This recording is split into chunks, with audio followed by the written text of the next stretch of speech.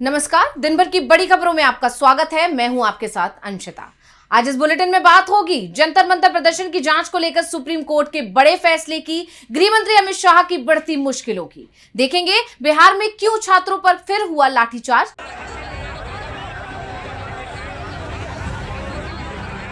TMC के बागियों को लेकर क्या है सुप्रीम कोर्ट का रुख, जानेंगे राहुल खड़गे ने पीएम मोदी से की क्या मांग, और बुलेटिन के आखिर में देखेंगे जाने माने कार्टूनिस्ट इरफान की किस खबर पर पड़ी तिरछी नजर।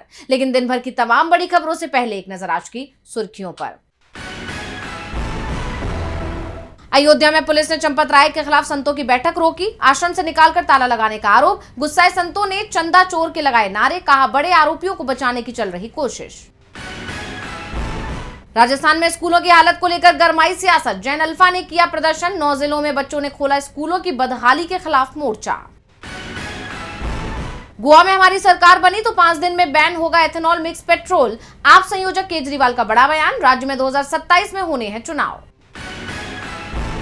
संभल जामा मस्जिद विवाद, सुप्रीम कोर्ट की रोक के कारण चंदौसी कोर्ट में टली सुनवाई, अब 29 सितंबर को होगी अगली सुनवाई। हरे निशान पर बंद हुआ शेयर बाजार, 286 अंकों की तेजी के साथ 77,656 पर बंद हुआ सेंसेक्स, जबकि 115 अंकों के उछाल के साथ 24,334 पर बंद हुआ निफ्टी। ये तो थी सुर्खियां, अब बात आज की सबसे बड़ी खबर की।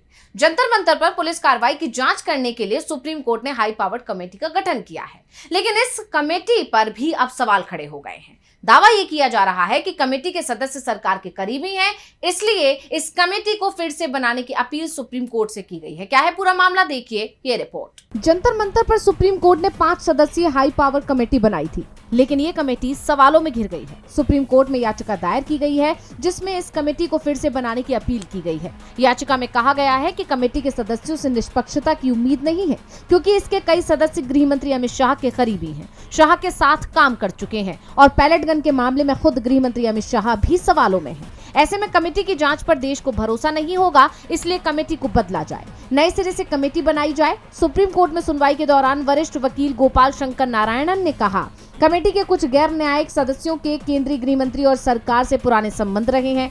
ऐसे में निष्पक्ष जांच को लेकर संदेह पैदा होता है। हम किसी की व्यक्तिगत ईमानदारी पर नहीं, बल्कि कमेटी की संरचना और स्वतंत्रता को लेकर सवाल उठा रहे हैं।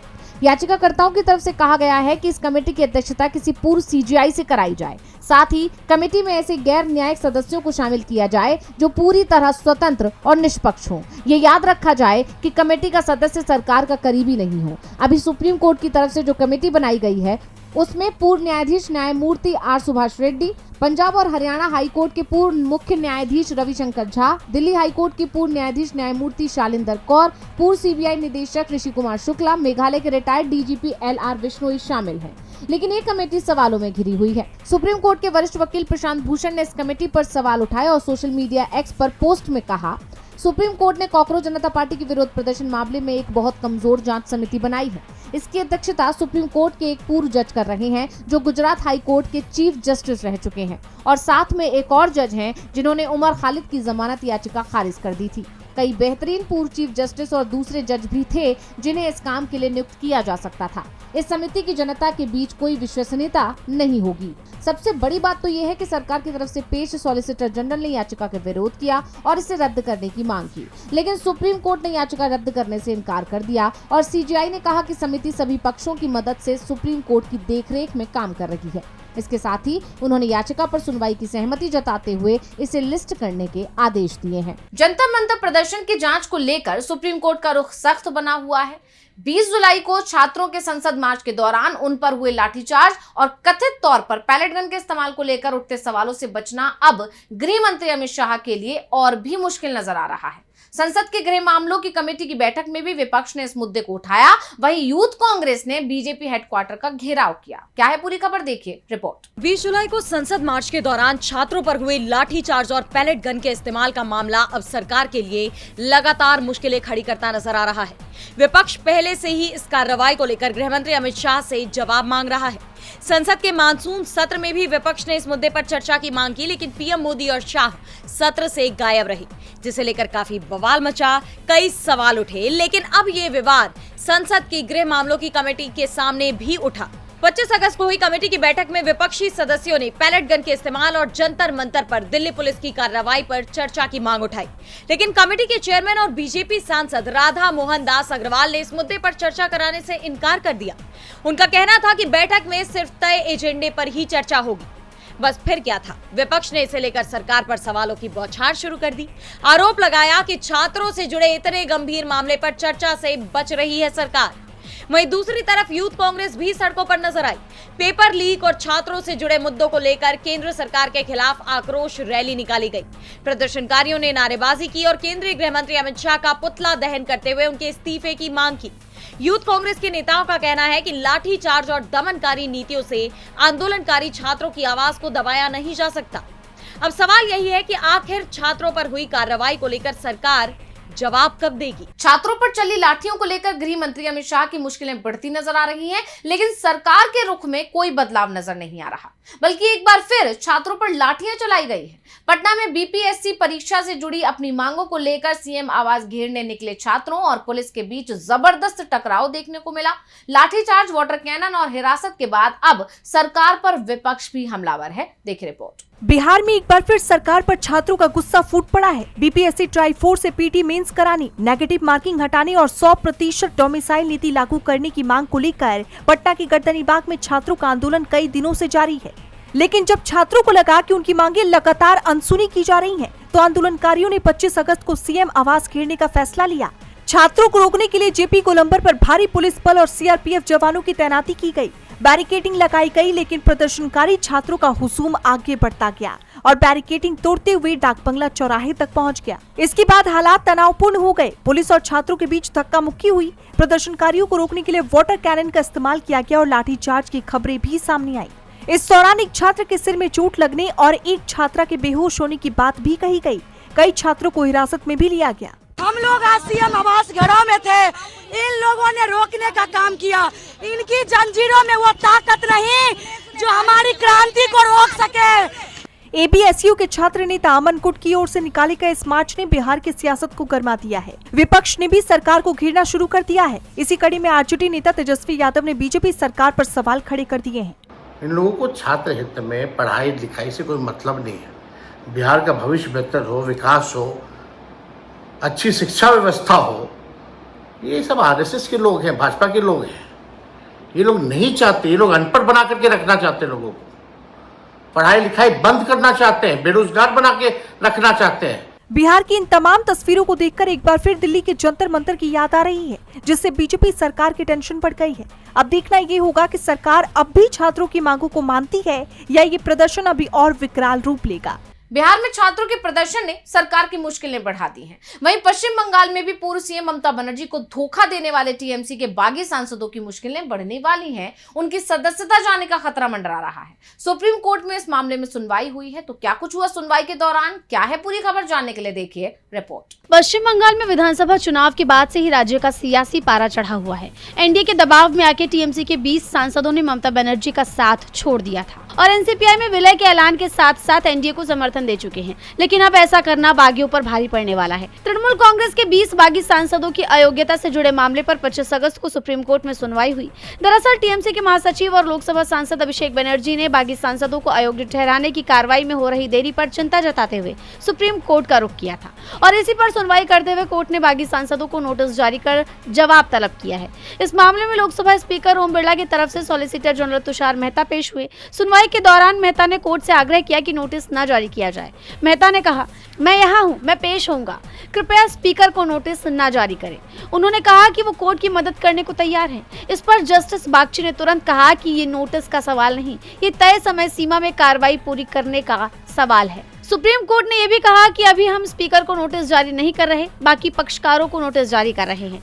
वहीं कोर्ट में अभिषेक बनर्जी की तरफ से पेश वरिष्ठ वकील कल्याण बनर्जी ने बताया कि याचिका में अन्य प्रतिवादियों को भी शामिल किया गया है। उन्होंने स्पीकर को नोटिस जारी नहीं करने के फैसले पर भी सवाल उठाए।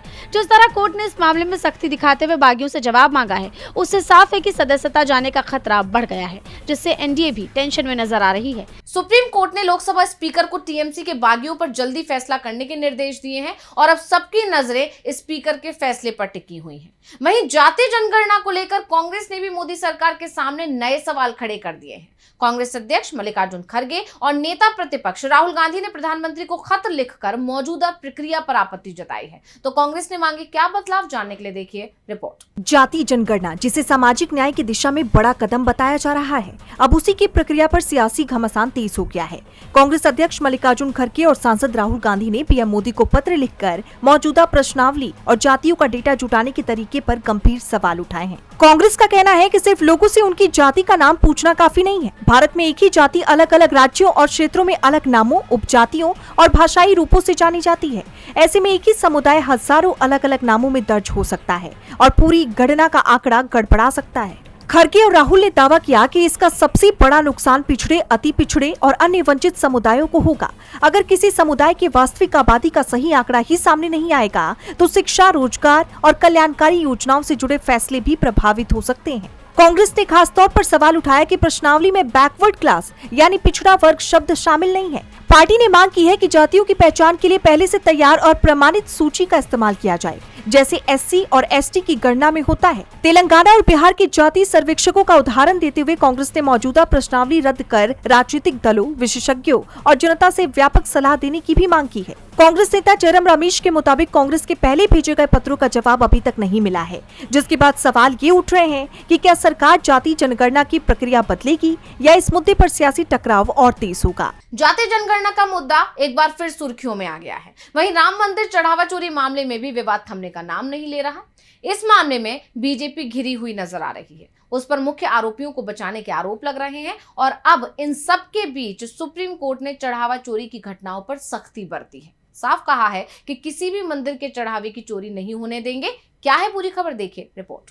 अयोध्या के राम मंदिर चढ़ावा चोरी का मामला अभी थमा भी नहीं था कि इस बीच बद्रीनाथ समेत कई और मंदिरों में भी चढ़ावे की रकम में हेरफेर की बात सामने आई है, जिसमें वृंदावन का श्री बांके बिहारी मंदिर भी शामिल है। बांके बिहारी मंदिर में भी दान की रकम में हेरफेर हुई है, ऐसे आरोप लगे हैं और अब इस पर सुप्रीम कोर्ट ने सख्त रुख इख्तियार किया है। कोर्ट ने कहा है कि मंदिर में दान किया गया एक एक पैसा पहले भगवान के खजाने में जमा होना चाहिए। दान की रकम मंदिर के आधिकारिक ऑनलाइन माध्यम या दान पेटियों के जरिए सीधे मंदिर के खाते में जानी चाहिए। चढ़ावे की चोरी नहीं होने देंगे। सुप्रीम कोर्ट ने कहा कि श्रद्धालुओं की तरफ से दिया गया दान भगवान के लिए है, उस पर सबसे पहला अधिकार भगवान का है। मंदिर से जुड़े सेवायत, पुजारी या कोई और व्यक्ति दान की रकम अपने पास नहीं रख सकता। सुप्रीम कोर्ट ने सेवायतों और दूसरे संबंधित लोगों को कड़ी चेतावनी भी दी।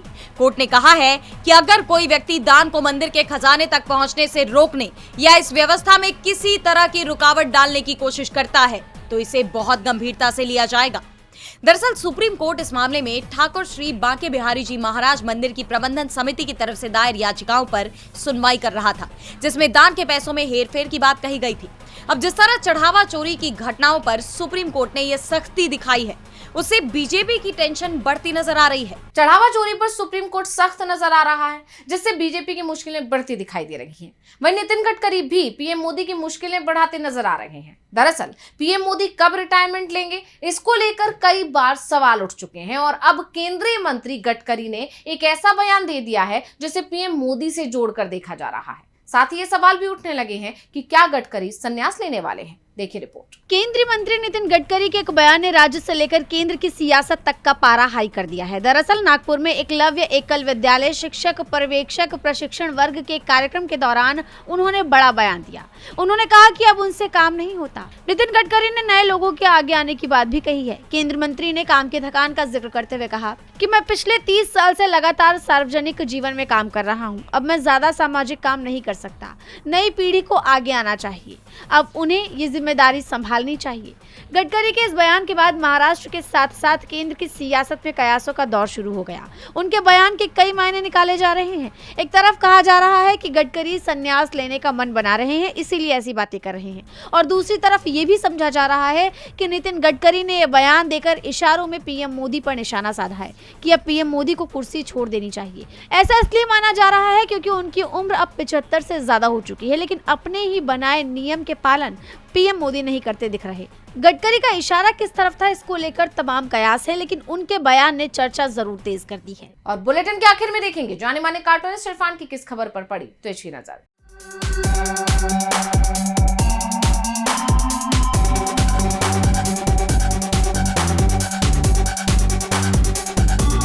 उत्तरी भारत में खास तौर से बारिश में एक सीन बड़ा आम दिखाई देता है।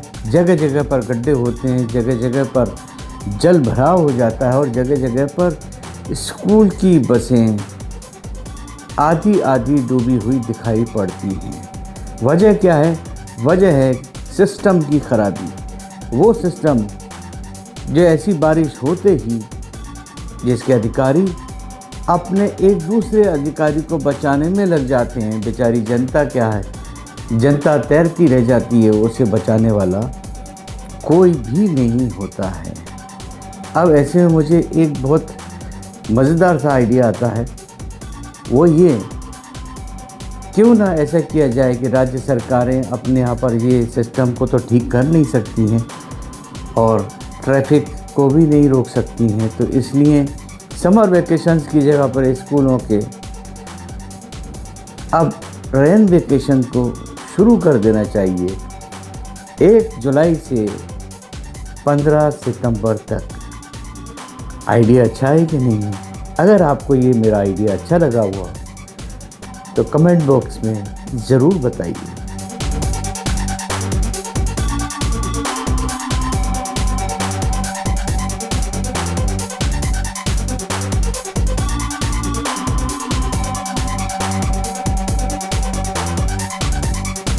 बहुत बहुत शुक्रिया इरफान जी। तो आज इस बुलेटिन में इतना ही। आप देखते रहिए टीवी लाइव। नमस्कार।